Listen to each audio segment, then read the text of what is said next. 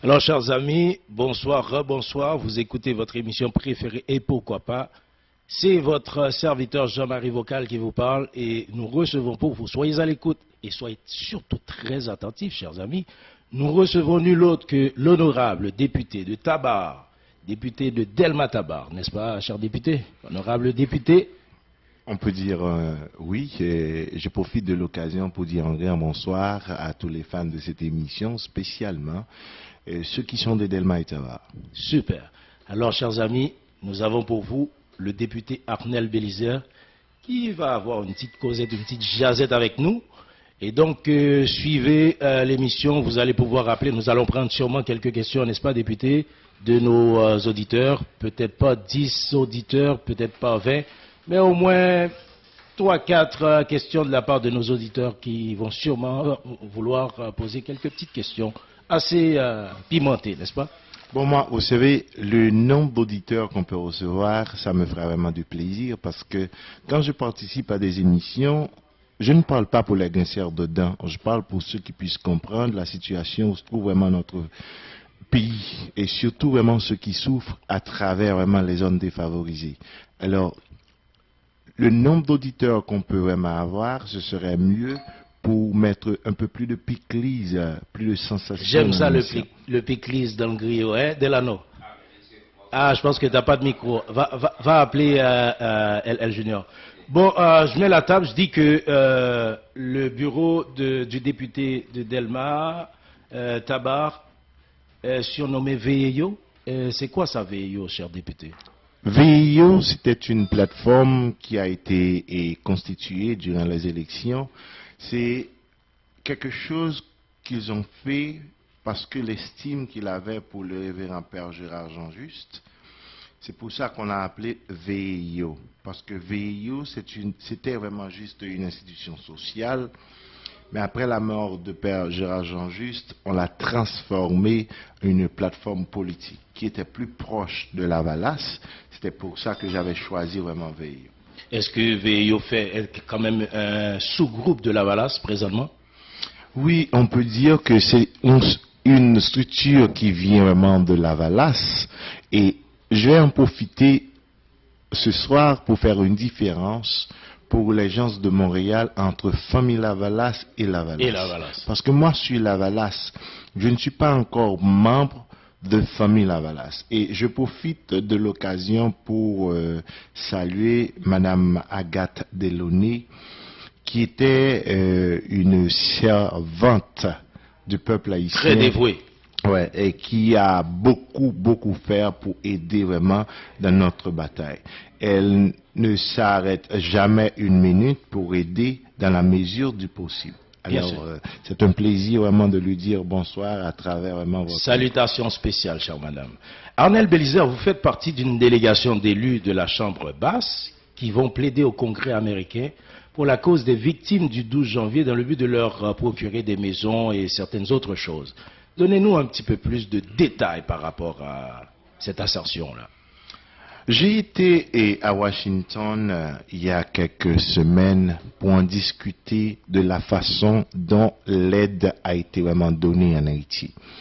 Parce que la situation du peuple haïtien, on peut dire que ça détériore vraiment de plus en plus. Si vous regardez dans les années passées, à partir du 12 janvier, Haïti a reçu vraiment plus d'aide que jamais. Mais si vous faites une constatation, vous vous rendez compte que la situation du peuple haïtien est de plus en plus grave. Pourquoi? C'est parce que il y a ce qu'on appelle les organisations non gouvernementales. Les ONG, les fameuses ONG. Dont l'aide qui avait attribuée vraiment au peuple haïtien passait juste par eux. Et ce qu'il fait, lui, il arrange ça d'une façon, il fait venir vraiment tous les gens de chez eux, il leur paie avec le salaire vraiment que multiplié par n'importe quel salaire de ministre en Haïti par 3 ou par 4. C'est que... Il faut bien expliquer ça aux gens. Ouais. Ce qu'ils donnent d'une main, ils le reprennent d'une autre main. Ils le reprennent d'une autre main. Ça s'explique que pour l'expertise, ils n'ont jamais utilisé les Haïtiens qualifiés quitte à l'intérieur ou à l'extérieur du pays, ils font venir vraiment les gens de leur pays. Ce qui a diminué considérablement le montant qui devait aller vraiment au service de la population. Voilà. La première lettre que j'avais envoyée, la lettre publique, pour démontrer au peuple haïtien la façon dont vraiment les ONG sont en train de gérer l'aide du peuple haïtien, n'allait pas faire grand-chose vraiment pour le peuple vraiment. Parce que il paie beaucoup plus d'argent, dans l'expertise, dans la location des véhicules. Parce que si vous rentrez en Haïti pour une occasion bien déterminée, la fin d'année, les vacances, la champêtre, vous ne l'allez pas trouver vraiment dans n'importe quelle maison de location de véhicules. On va vous dire qu'il n'y en a pas de disponible. Pourquoi? Parce que les ONG s'amusent à louer vraiment les véhicules à des prix très élevés pour les experts. Quand vraiment tu viens, toi, pour visiter ton pays, tu ne peux pas en trouver vraiment de voitures disponibles. C'est là que l'argent qui a été donné l'argent alloué pour l'aide en Haïti. En Haïti, c'est là ça que va l'argent... tout de suite vers les experts américains, etc. C'est comme je leur ai dit qu'à Washington, et si vous voulez aider notre pays, pourquoi ne pas renforcer notre structure étatique? Parce que si vous voulez nous donner quelque chose, vous voulez nous aider, c'est de renforcer nos institutions qui sont faibles.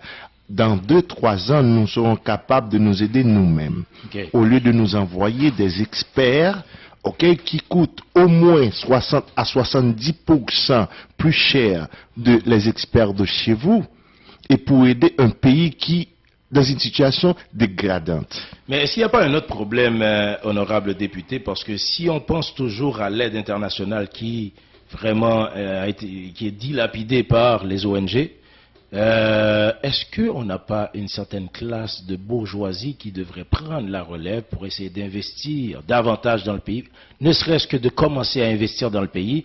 Alors, dès lors, d'autres investisseurs de l'étranger pourraient vraiment commencer à aider le peuple haïtien, sans vraiment aider, mais commencer à produire dans le pays, parce qu'on a besoin d'investissement, pas de cet argent des ONG. Peut-être qu'on n'a plus besoin de ça, quoi. Il faut vraiment poser la question telle qu'il faut. On n'a pas vraiment des investisseurs en Haïti. On a des petits commerçants. Des marchands, des mercantiles. Oui. Mais les bourgeois, ils font quand même de bonnes affaires. La bourgeoisie haïtienne, qu'est-ce qu'elle fait?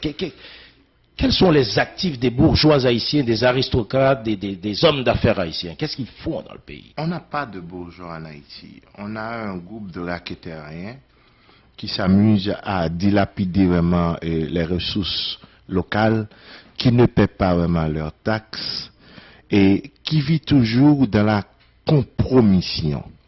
Ça veut dire dans la cour politique aussi, pour essayer de changer la donne en leur faveur. C'est exact. Parce que, je vais vous dire, il y a certains vraiment de ces mercenaires qui investissent tout ce qu'ils ont comme profit dans un président.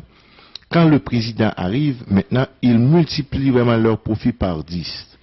L'argent que un de ces messieurs paie pour le dédouanement, un exemple, dans l'affaire de la douane, ils ont mis tellement de taxes sur les malheureux, les misérables, c'est que ils n'arrivent même pas vraiment à exporter de nos jours, parce qu'il y a ce qu'on appelle gate move et frais de stockage, frais de conteneur, frais de déplaçage, frais de vérification, frais de parking. Et quand tu demandes au directeur général de la douane pourquoi vraiment les gens paient toutes ces choses, ils disent qu'ils ne sont pas responsables, eux. Ça vient d'en haut. Ça vient d'en haut. Parce que la douane ne vous charge pas de storage, la douane ne vous paie pas, ne vous charge pas quoi que ce soit. La douane vous charge exactement pour la taxation vraiment de vos marchandises. Et puis c'est tout. Mais le plus grave dans tout ça, il y a un argent que ces petits marchands paient, qui est très... C'est un crime pour moi que je le considère. Parfois, la douane ne vous a même pas encore donné le bordereau, et voilà que ces messieurs commencent à vous charger de l'argent pour un retard sur les conteneurs. Mais est-ce que c'est un système de 2 poids 2 mesures ou est-ce qu'ils sont comme ça avec les pauvres gens comme moi et El Junior par exemple, les gens moyens comme nous, alors que c'est différent pour les gens plus aisés, ceux qui font la cour du roi, si je peux dire. Autrement dit, les pseudo-bourgeois qui en Haïti, les mercantiles, les marchands, les petits marchands là qui vont faire leur marché justement à Miami ou en République dominicaine. Est-ce que c'est un système de poids, de mesure? C'est pour ça que j'essaie de faire comprendre à ceux de notre classe. Ils sont tous des victimes de ces capitalistes. Parce que ces messieurs-là, quand leur conteneur rentre, le conteneur vraiment se débarque aujourd'hui même. Et puis, le lendemain, ils ont déjà eu leur bordereau. Ça veut dire que ça passe plus facilement pour longtemps, 10 000 fois. Parce que s'ils travaillent sur ton dossier, étonnamment, le dossier vraiment de ces gros monsieur arrive. Ça, c'est un système de corruption, tout simplement. Je te garantis, frère, on va laisser ton dossier pour travailler vraiment celle de ces grands messieurs. Ça veut dire que je pourrais attendre pour mes marchandises peut-être 3, 4, 5, 6 mois, alors que les autres, dans 2 semaines, ils ont leurs produits, ils payent pas autant de taxes. 2 semaines, mon cher, je vais vous y dire que s'ils ont... Exemple, moi, Arnel Bélizer. C'est pour ça que les gens me disent parfois... Je suis un petit peu drôle, mais je ne suis pas drôle. On a le droit quand même d'être drôle une fois de temps en temps. Non, je fais respecter mon droit. Il m'est arrivé une fois que j'ai fait rentrer vraiment un conteneur vraiment du Canada. Okay. Et le monsieur travaillait sur mon dossier. Étonnamment, j'ai été manger quelque chose. Quand je suis retourné, mon dossier était à couvert.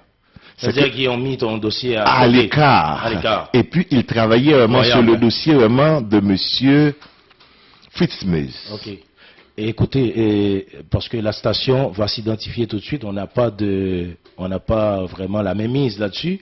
Et automatiquement, ça va, parce que la discussion est intéressante, n'est-ce pas, Delano? Fait qu'on va revenir, on va prendre une courte pause, wine, if you know what I mean, une pause pour payer la station. Pour payer le loyer. Voilà, pour payer le loyer. On va prendre cette courte pause. On vous revient, chers amis, avec le député Arnel Bélizer, député de Delma-Tabar. La pause s'en vient tout de suite. On va passer en musique après. Par la suite, on va passer en musique, ce qui nous donnera le temps de jaser hors d'onde là, avec le député. Donc on vous revient tout de suite après cette courte pause. En attendant, je ne sais pas si tu as une pièce musicale, El Junior, en attendant que la station s'identifie, parce que je sais que ça arrive dans quelques secondes. Fait qu'on va commencer avec une petite chanson, une pièce musicale, peut-être de Black Parents.